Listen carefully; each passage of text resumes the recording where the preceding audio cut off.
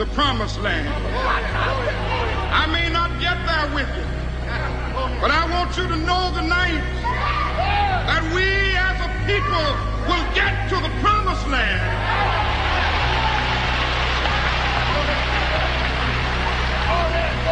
So I'm happy tonight. I'm not worried about anything. I'm not fearing any man. Mine eyes have seen the glory of the coming of the Lord.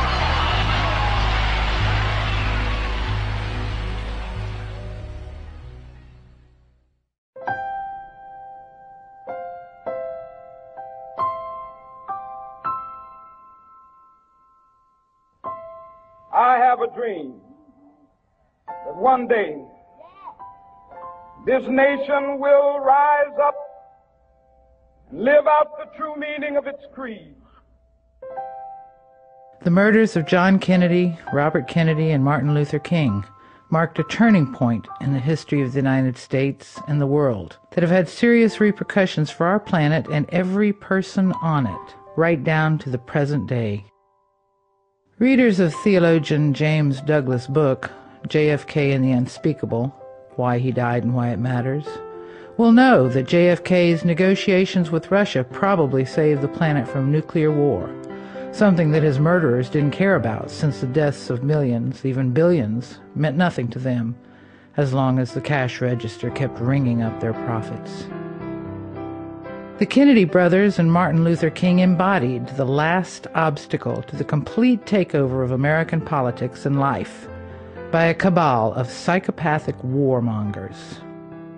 John Kennedy knew what kind of forces were arrayed against him. For we are opposed around the world by a monolithic and ruthless conspiracy that relies primarily on covert means for expanding its sphere of influence, on infiltration instead of invasion, on subversion instead of elections, on intimidation instead of free choice. Martin Luther King also knew, but he was compelled by his sense of what was right to stand for the truth, regardless of the threat to himself. This business of burning human beings with napalm, of filling our nation's homes and with orphans and widows, of injecting poisonous drugs of hate into the veins of peoples normally humane, of sending men home from dark and bloody battlefields, physically handicapped and psychologically deranged, cannot be reconciled with wisdom, justice, and love.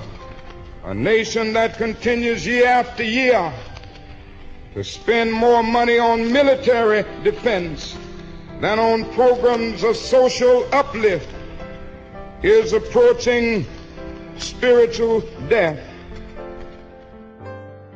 With John, Martin, and Bobby dead, the way was opened for this ruthless cabal to pursue their plans for not only complete control of American politics and life, but control over much of the rest of the world. The FBI and CIA were given free rein to pursue their campaigns of suppressing all dissent at home and infiltrating and overthrowing democracies abroad. The same cabal, including some of the same individuals involved in the assassination of the Kennedys, created the phony war on terror launched by way of the staged 9/11 attacks. We now live in a world openly ruled by psychopaths who have taken over almost every government on the planet, guided and directed by the cabal, controlled by their banks and corporations.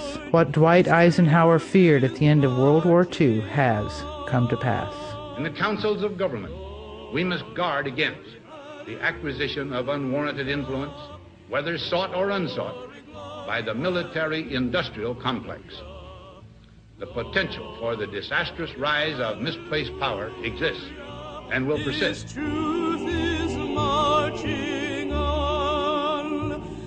If, having watched this DVD set, you have been shocked by the profound evil that motivated the murderers of true heroes like John F. Kennedy, Robert Kennedy, and Martin Luther King, if you have been appalled and sickened by the extent of the lies that have been used to hide the truth, if You have been galvanized to want to do something about it.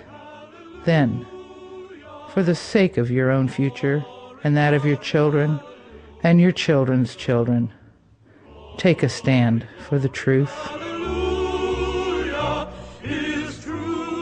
It is from numberless diverse acts of courage such as these that the belief that human history is thus shaped. Each time a man stands up for an ideal, or acts to improve the lot of others, or strikes out against injustice, he sends forth a tiny ripple of hope, and crossing each other from a million different centers of energy and daring, those ripples build a current which can sweep down the mightiest walls of oppression and resistance.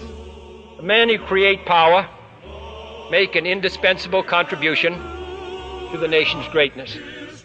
But the men who question power make a contribution just as indispensable, especially when that questioning is disinterested. For they determine whether we use power or power uses us. God has told me that he wants freedom for his people. And I'm not going to run from the responsibility. It may even mean physical death, but if it means that I will die standing up for the freedom of my people, God has spoken.